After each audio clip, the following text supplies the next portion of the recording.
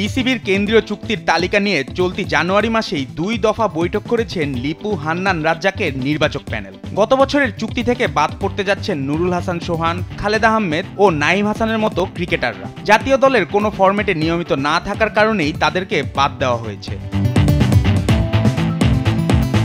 অন্যদিকে প্রথমবারের মতো কেন্দ্রীয় চুক্তিতে জায়গা পাচ্ছেন গত বছর দুর্দান্ত পারফর্ম করা জাকের আলী অনিক ও নাহিদ রানা। বিশেষ করে টেস্ট ক্রিকেটে নাহিদের দারুণ ফর্ম এবং জাকেরের ধারাবাহিক ব্যাটিংয়ের পারফরমেন্স এই সিদ্ধান্তে প্রভাব ফেলছে। নতুন মুখ হিসেবে যোগ দিচ্ছেন রিশাদ হোসেন ও তানজিদ তামিমও।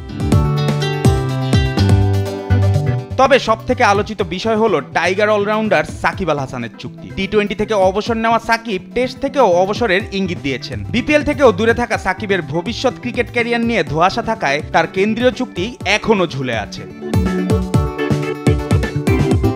এদিকে ওয়ানডে ফরম্যাটে খেললেও মাহমুদুল্লাহ রিয়াদকে নিয়ে দ্বিধায় আছেন নির্বাচকরা। গুঞ্জন রয়েছে চ্যাম্পিয়ন্স ট্রফি দিয়ে তিনি আন্তর্জাতিক ক্রিকেটকে বিদায় জানাবেন। ফলে চুক্তিতে তার অন্তর্ভুক্তি এই সিদ্ধান্তের উপর নির্ভর করছে। গত বছরের তুলনায় এবার কেন্দ্রীয় চুক্তির তালিকায় আসছে পরিবর্তন। গেল বছর মোট 21 জন ক্রিকেটারকে চুক্তিতে রাখা হলেও এবার তা 20 জনে নামিয়ে আনার পরিকল্পনা করছে বিসিবি। নির্বাচকরা জানিয়েছেন আসন্ন বছরটি টেস্টের চেয়ে সীমিত ওভারের ম্যাচে বেশি ব্যস্ত থাকবে, তাই সাদা বলের ক্রিকেটাররা বেশি প্রাধান্য পাচ্ছেন। নতুন সংযোজন ছাড়াও সৌম্য সরকার, শামীম পাটোয়ারি এবং সাদমান ইসলাম অনিকের মতো ক্রিকেটাররা চুক্তিতে ফিরে আসছেন। শরীফুল ইসলাম বাদ পড়তে পারেন টেস্ট চুক্তি থেকে, তবে 3 ফরম্যাটেই জায়গা ধরে রাখতে পারেন তাসকিন আহমেদ।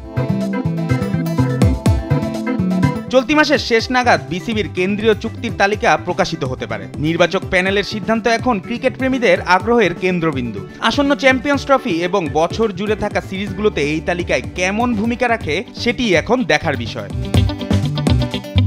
জুবাইর নূর, স্পোর্টস ডেস্ক, দেশ টিভি।